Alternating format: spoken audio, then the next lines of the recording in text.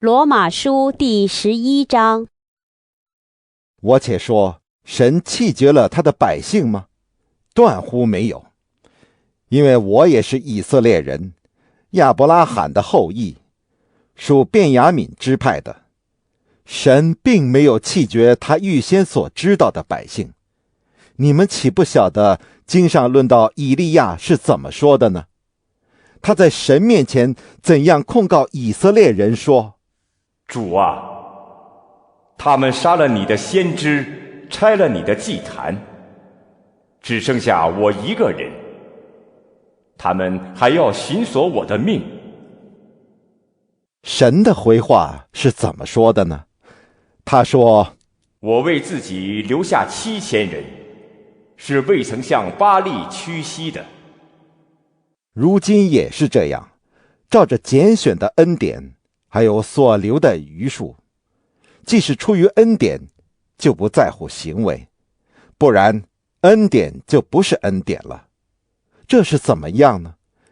以色列人所求的，他们没有得着，唯有蒙拣选的人得着了，其余的就成了顽梗不化的，如经上所记：神给他们昏迷的心，眼睛不能看见，耳朵不能听见，直到今日。大卫也说：愿他们的筵席变为网罗，变为机械，变为绊脚石，做他们的报应。愿他们的眼睛昏蒙，不得看见。愿你时常弯下他们的腰。我且说，他们失脚是要他们跌倒吗？断乎不是，反倒因他们的过失，救恩便临到外邦人，要激动他们发愤。若他们的过失为天下的富足，他们的缺乏为外邦人的富足，何况他们的丰满呢？我对你们外邦人说这话，因我是外邦人的使徒，所以敬重我的职分，或者可以激动我骨肉之亲发愤，好救他们一些人。若他们被丢弃，天下就得与神和好；他们被收纳，岂不是死而复生吗？所献的新面若是圣洁，全团也就圣洁了。树根若是圣洁，树枝也就圣洁了。若有几根枝子被折下来，你这野橄榄得接在其中，一同得着橄榄根的飞枝。你就不可向旧枝子夸口，若是夸口，当知道不是你拖着根，乃是根拖着你。你若说那枝子被折下来是特为叫我接上，不错，他们因为不信，所以被折下来；你因为信，所以立得住。你不可自高，反要惧怕。神既不爱惜原来的枝子，也必不爱惜你。可见神的恩慈和严厉，向那跌倒的人是严厉的，向你是有恩慈的。只要你长久在他的恩慈里，不然你也要被砍下来。而且他们若不是长久不信，仍要被接上，因为神能够把他们重新接上。